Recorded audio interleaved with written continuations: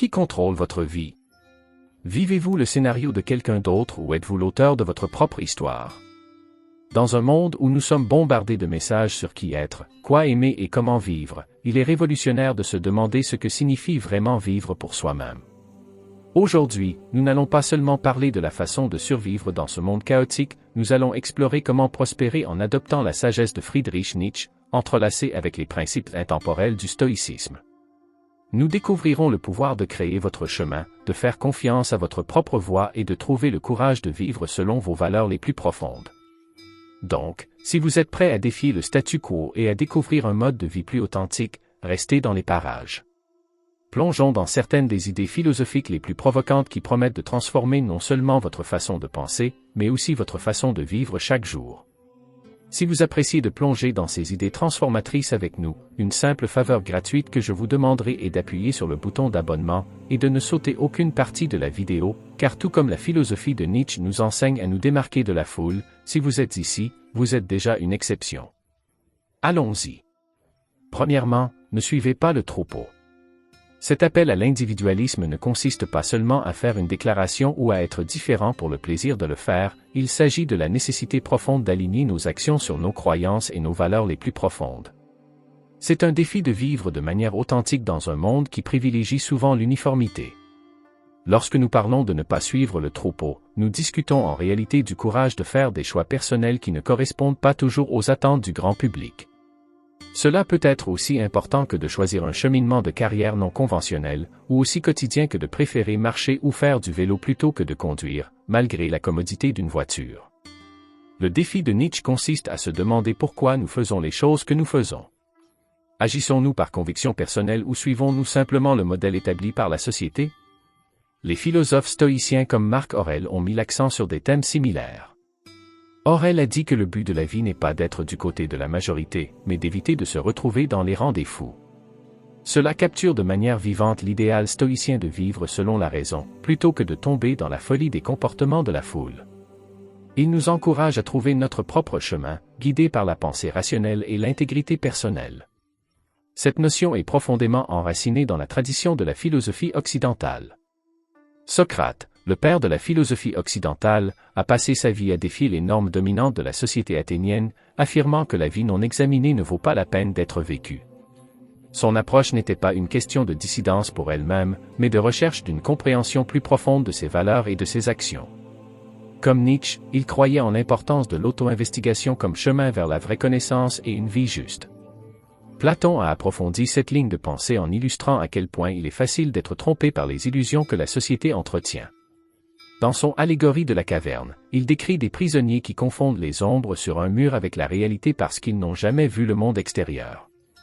Lorsqu'un prisonnier s'échappe et voit le monde tel qu'il est vraiment, il se rend compte que ce que le troupeau croit est souvent loin de la vérité.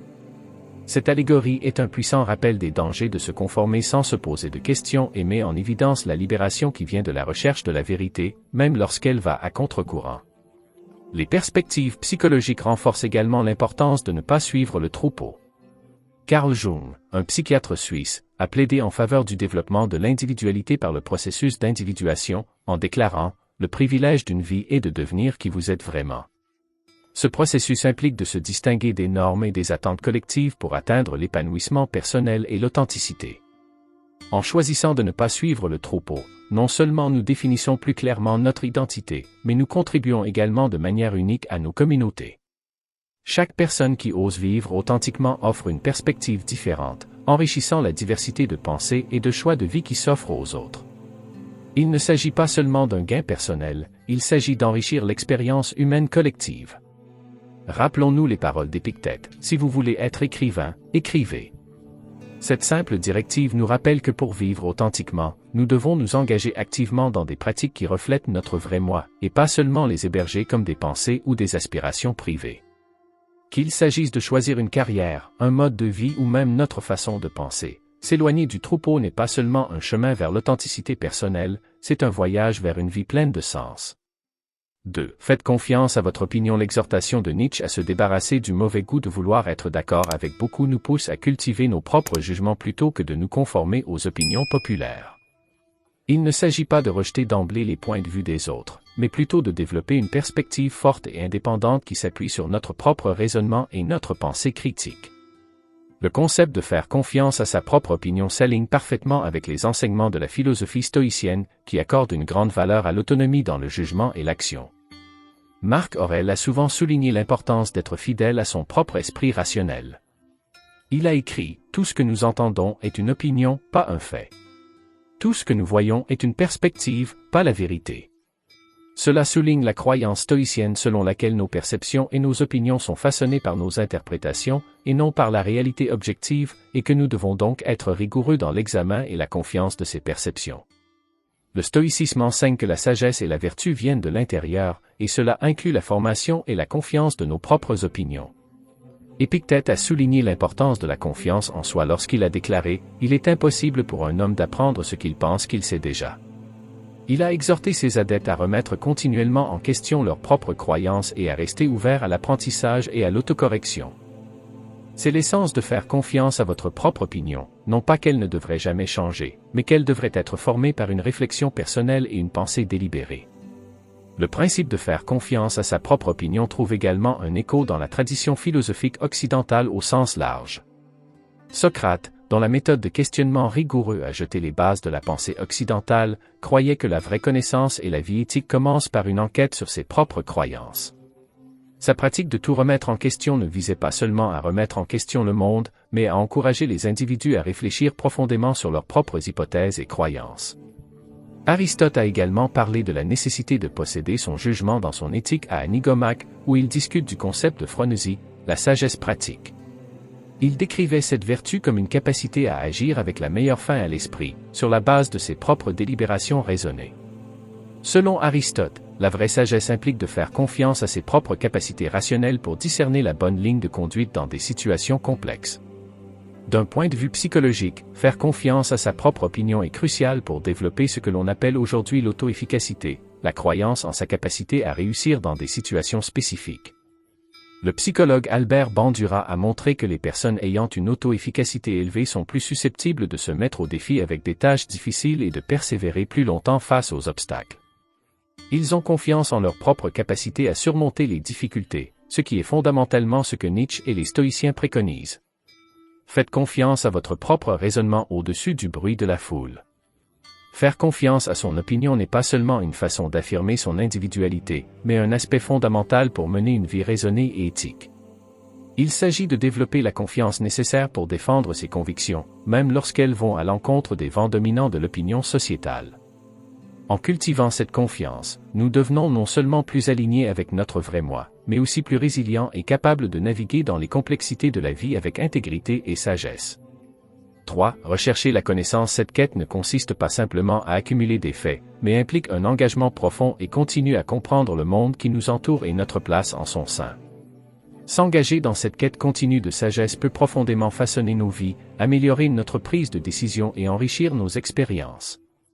Nietzsche nous a mis au défi de tout remettre en question, de ne jamais nous contenter de réponses simples et de toujours nous efforcer d'approfondir notre compréhension. Il considérait la connaissance comme un outil d'autonomisation, un moyen de créer une vie qui reflète notre moi le plus vrai. De même, les stoïciens, comme Sénèque, enseignaient que l'apprentissage est une entreprise de toute une vie. Sénèque a écrit un jour, « Tant que tu vivras, continue d'apprendre à vivre ». Cela reflète la croyance stoïcienne selon laquelle la poursuite de la connaissance est essentielle au développement de la vertu et de l'excellence personnelle. Pour les stoïciens, la connaissance n'était pas seulement théorique, elle était intensément pratique. Ils croyaient que la compréhension de la nature du monde et du comportement humain pouvait conduire à une meilleure maîtrise de soi et à une meilleure résilience émotionnelle. Ce type de connaissance nous aide à naviguer dans les défis et les incertitudes de la vie avec grâce et sagesse. En apprenant différentes philosophies, découvertes scientifiques ou même les arts, nous acquérons des connaissances sur la façon de bien vivre, ce qui est au cœur de l'enseignement stoïcien. De plus, le fait de rechercher des connaissances nous encourage à rester curieux et ouverts d'esprit. Cela implique de lire beaucoup, pas seulement des livres qui affirment nos points de vue existants, mais aussi ceux qui les remettent en question. Cela signifie s'engager dans des conversations et des débats qui poussent notre réflexion et élargissent nos perspectives. C'est aussi explorer de nouvelles cultures et traditions, qui peuvent nous apprendre les nombreuses façons d'être dans le monde, en révélant non seulement la diversité de la vie humaine, mais aussi des valeurs communes et des luttes partagées. Cette quête est aussi intrinsèquement liée à la découverte de soi. En cherchant à comprendre le monde, nous en venons aussi à mieux nous comprendre nous-mêmes. Chaque nouvelle connaissance agit comme un miroir, reflétant des parties de nous-mêmes que nous n'aurions peut-être pas reconnues auparavant. Il remet en question nos hypothèses, teste nos croyances et parfois remodèle nos objectifs. Ce voyage introspectif est au cœur de la philosophie de Nietzsche et de la pratique stoïcienne. Il s'agit de construire une vie qui non seulement connaît le monde, mais qui se connaît elle-même. Intégrer ce principe dans notre vie quotidienne, c'est faire de l'apprentissage une habitude. Cela peut être aussi simple que de lire un peu chaque jour, d'écouter des podcasts éducatifs ou de suivre des cours sur des sujets qui nous intriguent. Cela signifie également être des participants actifs dans nos communautés et dans le monde, à la recherche d'expériences qui élargissent nos horizons et approfondissent notre compréhension. Le philosophe stoïcien Épictète a souligné l'importance d'appliquer ce que nous apprenons. Ne vous contentez pas de dire que vous avez lu des livres. Montrez qu'à travers eux, vous avez appris à mieux penser, à être une personne plus discriminante et réfléchie. Les livres sont les poids d'entraînement de l'esprit. Cela met l'accent sur le fait que les connaissances ne doivent pas seulement être acquises, mais aussi appliquées. Il ne suffit pas d'en savoir plus. Nous devons utiliser ce que nous savons pour vivre une vie meilleure et plus épanouissante. En nous engageant dans la poursuite de la connaissance tout au long de notre vie, nous nous dotons des outils nécessaires pour prendre des décisions éclairées, développer une compassion plus profonde et mener une vie plus percutante. Essentiellement, chaque connaissance que nous acquérons est un tremplin pour devenir les architectes de notre propre destin, façonnant une vie à la fois informée et perspicace. 4. Vivre dangereusement. Ce concept n'implique pas nécessairement de danger physique. Il s'agit plutôt des risques psychologiques et émotionnels qui découlent du fait de sortir de notre zone de confort. Il s'agit d'oser être différent, de remettre en question le statu quo et d'agir qui pourrait perturber notre sentiment de sécurité actuel, mais qui nous mèneront finalement à une vie plus riche et plus authentique. Cette idée est profondément en résonance avec la philosophie stoïcienne, qui enseigne que la croissance nécessite souvent de l'endurance face à la difficulté. Les stoïciens comme Marc Aurèle croyaient que les défis de la vie sont des occasions de pratiquer des vertus comme le courage et la résilience. Il a écrit « L'empêchement à l'action fait avancer l'action.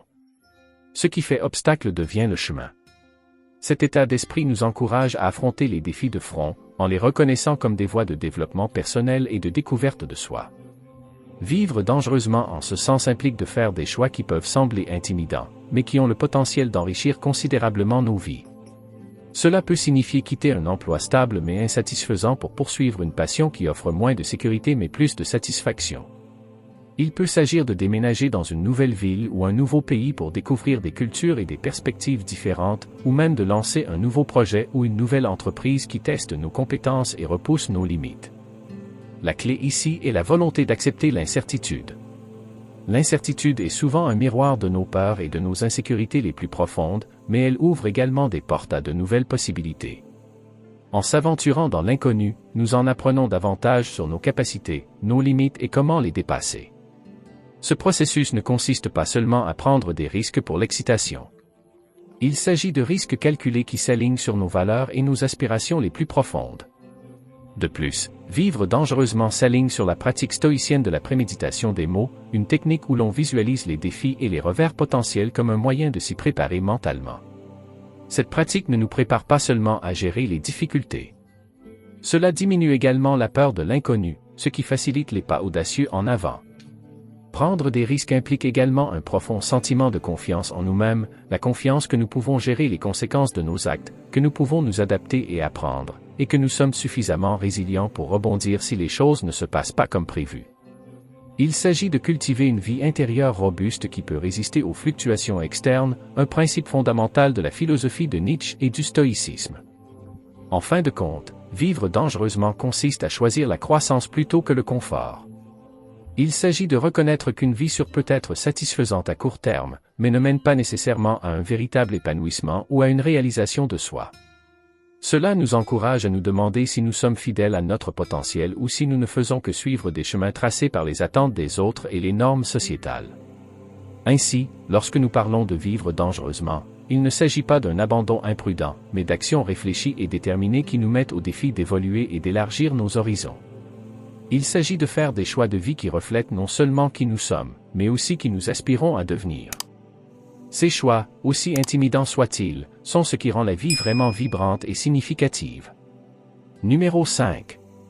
Passer du temps dans la solitude est une invitation profonde à prendre du recul par rapport à l'agitation constante et aux interactions sociales qui remplissent nos journées et à plonger dans les profondeurs tranquilles de notre propre esprit. L'affirmation de Nietzsche selon laquelle toutes les grandes pensées se conçoivent en marchant seules met en évidence la clarté et l'originalité qui peuvent émerger de la solitude.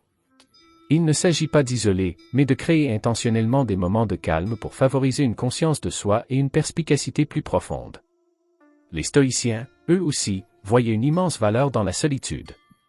Ils ne la pratiquaient pas comme un moyen de se retirer définitivement du monde, mais comme un moyen de renforcer leur caractère et leurs vertus. Marc Aurèle a souvent écrit sur l'importance de se replier sur son âme pour trouver la paix et la perspective. Il considérait ces moments de solitude comme cruciaux pour renouer avec ses principes directeurs et pour maintenir l'équanimité au milieu du chaos de la vie. La solitude offre une forme unique de liberté. Il nous libère de l'influence des opinions des autres, des pressions sociétales et du bruit incessant de la vie moderne. Dans la solitude, vous pouvez écouter vos propres pensées sans interruption, scruter vos croyances les plus profondes et remettre en question des hypothèses de longue date. Ce dialogue avec soi est essentiel pour la croissance personnelle. Il nous permet de passer au crible nos pensées et nos émotions, en discernant celles qui sont vraiment les nôtres et celles qui nous ont été imposées par des forces extérieures. De plus, passer du temps seul nous permet de réfléchir à l'orientation de notre vie. Poursuivons-nous des objectifs qui comptent vraiment pour nous, ou suivons-nous les chemins que d'autres nous ont tracés? En nous éloignant des influences extérieures, nous pouvons évaluer la trajectoire de notre vie avec plus de clarté et ajuster notre cap si nécessaire. Cette pratique réflexive n'est pas seulement une question de réévaluation, mais de réalignement avec notre moi authentique. Les bienfaits de la solitude s'étendent également à la santé émotionnelle. Dans la solitude, nous pouvons traiter nos expériences, apaiser nos blessures émotionnelles et gagner en force. Sénèque préconisait des moments de calme comme moyen de fortifier l'esprit et de se préparer à la fois aux difficultés et aux joies de la vie. Il a compris que la solitude pouvait être une source de grande force et de stabilité, permettant aux individus de retourner dans des contextes sociaux rafraîchis et plus résilients. Cependant, embrasser la solitude n'est pas sans défi. Dans le monde hyperconnecté d'aujourd'hui, être seul peut parfois être inconfortable, voire anxiogène. Nous pouvons craindre de manquer quelque chose ou nous sentir coupables de prendre du temps pour nous-mêmes. Pourtant, les stoïciens soutiendraient que ces malaises sont précisément la raison pour laquelle la solitude est nécessaire. Cela nous apprend à être à l'aise avec notre propre entreprise et à moins dépendre de la validation externe. En pratiquant la solitude, il est important de l'aborder comme un exercice délibéré de soins personnels et d'autoréflexion. Qu'il s'agisse de faire de longues promenades, de méditer, de tenir un journal ou simplement de s'asseoir tranquillement sans distraction, ces pratiques peuvent nous aider à cultiver une relation plus profonde et plus significative avec nous-mêmes. Au fil du temps, cette relation construit une base de force intérieure et de sagesse qui informe tous les autres aspects de notre vie. Prenons donc à cœur le conseil de Nietzsche et des stoïciens de rechercher la solitude, non pas comme un moyen de se déconnecter du monde, mais comme un moyen de se connecter plus profondément avec nous-mêmes, de sorte que lorsque nous retournons au bruit et aux exigences de la vie quotidienne, nous le fassions avec plus de clarté, de détermination et d'intégrité personnelle. Numéro 6.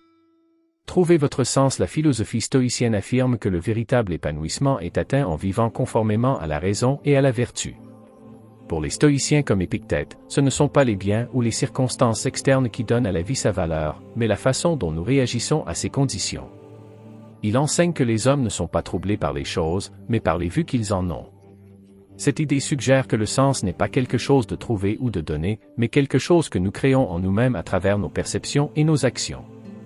En cherchant notre propre sens, nous nous engageons dans un processus actif de sélection et d'interprétation de nos expériences.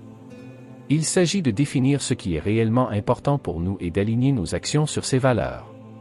Cette quête est dynamique et continue, à mesure que notre compréhension de nous-mêmes et de nos aspirations évolue au fil du temps. Le stoïcien Marc Aurèle l'a reflété lorsqu'il a noté « Il faut très peu pour mener une vie heureuse. Tout est en vous, dans votre façon de penser. » Ici, Aurèle met en évidence la nature interne du vrai bonheur et du sens. Elle découle de nos attitudes et de nos décisions. De plus, trouver un sens personnel implique une évaluation honnête de nos convictions les plus profondes et un engagement à vivre en harmonie avec elles. Cela peut signifier rester seul à certains moments, comme l'exige souvent la philosophie de Nietzsche. Il faut du courage pour tracer son chemin et de la résilience pour s'y tenir malgré les défis ou les oppositions. La quête de sens exige également un équilibre entre les désirs personnels et le contexte plus large de nos vies. Sénèque a souligné l'importance de contribuer à la société en tant que composante d'une vie pleine de sens. Il a fait valoir que s'il est essentiel de se concentrer sur la vertu et l'intégrité personnelle, la vie d'une personne prend plus de sens en faisant partie d'une communauté et en contribuant au bien commun. En termes contemporains, des psychologues comme Viktor Frankl ont souligné que le sens peut être trouvé, même dans les circonstances les plus difficiles, en identifiant un but qui transcende la souffrance personnelle. L'idée de Frankl selon laquelle nous pouvons choisir notre réponse à n'importe quelle situation et trouver un sens à ce choix fait écho au principe stoïcien de se concentrer sur nos réponses internes plutôt que sur les événements externes. Pour vous lancer dans ce voyage de recherche de votre sens, commencez par vous poser des questions introspectives. Quelles sont mes valeurs fondamentales? Qu'est-ce qui m'apporte joie et épanouissement? Comment est-ce que je veux qu'on se souvienne de moi? Réfléchir à ces questions peut aider à clarifier ce qui est vraiment important et à guider les choix et les engagements que vous prenez. Pour trouver votre sens, vous devez tisser votre récit personnel à travers les décisions que vous prenez chaque jour. Il s'agit de créer une vie qui reflète votre identité, vos valeurs et votre objectif unique. Il s'agit d'un processus profondément personnel qui évolue constamment, offrant un sentiment d'accomplissement et de direction tout au long de votre parcours de vie. Merci de vous joindre à nous dans ce voyage de découverte de soi et d'exploration philosophique ici à vous Stoïcisme. N'oubliez pas que le chemin pour trouver votre sens est uniquement le vôtre, façonné par vos choix, vécu à travers vos actions. Continuez à vous remettre en question, à grandir et, surtout, à rester fidèle à vos valeurs. Puisque vous êtes arrivé à la fin, partagez avec nous vos réflexions dans les commentaires. Si vous êtes nouveau sur la chaîne, veuillez vous abonner. À bientôt.